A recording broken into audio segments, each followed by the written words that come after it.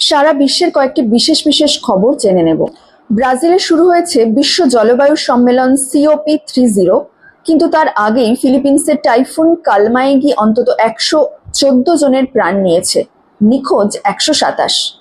এই দুর্যোগই জলবায়ু পরিবর্তনের ক্রমবর্ধমান ভয়াবহতার প্রমাণ। মার্কিন ইতিহাসের দীর্ঘতম সরকারি শাটডাউন চলায় ফ্লাইট কমানোর নির্দেশ দিয়েছে FAA। ফলে বড় বিমানবন্দরগুলোতে যাত্রী ভোগান্তি বেড়েছে।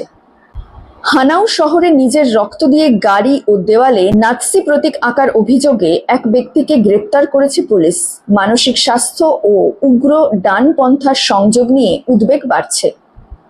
জাকার্তা বান্ডুং রেল প্রকল্পে কোটি কোটি ডলারের দুর্নীতির অভিযোগ তদন্ত করছে দেশটির দুর্নীতি দমন কমিশন। প্রেসিডেন্ট প্রবোও যদিও বলেছেন বড় কোনো সমস্যা নেই।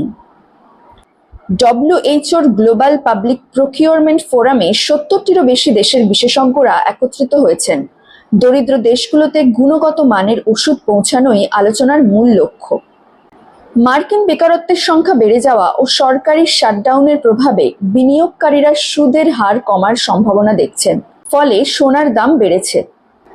জাতিসংঘের সর্বশেষ রিপোর্টে জানানো হয়েছে, বিশ্বের গড় তাপমাত্রা 1.5 ডিগ্রি সেলসিয়াস লক্ষ্যমাত্রা ছাড়িয়ে যাওয়ার সম্ভাবনা অত্যন্ত বেশি। বিভিন্ন ইউরোপীয় দেশে নির্বাচনী চাপ ও নিরাপত্তা সংকটের জেরে সরকার পরিবর্তনের আভাস দেখা যাচ্ছে। সুদানের পশ্চিম দারফুর অঞ্চলে সামরিক সংঘর্ষে শত শত মানুষের মৃত্যু ধরা পড়েছে স্যাটেলাইট চিত্রে। জাতিসংঘ একে মাস কিলিং আখ্যা দিয়েছে। ইসরায়েল গাজা সীমান্তে আবার সংঘর্ষ, আন্তর্জাতিক মধ্যস্থতার আহ্বান।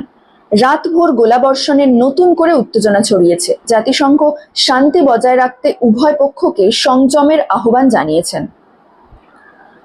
আজকের দিনে জলবায়ু সংকট, রাজনৈতিক অস্থিরতা ও মানবিক বিপর্যয় মিলিয়ে গোটা পৃথিবী এক অনিশ্চয়তার মুখে দাঁড়িয়ে আছে। COP30 সম্মেলনই তাই আশার আলো, মানুষ ও পৃথিবীর ভবিষ্যতের টার্নিং পয়েন্ট।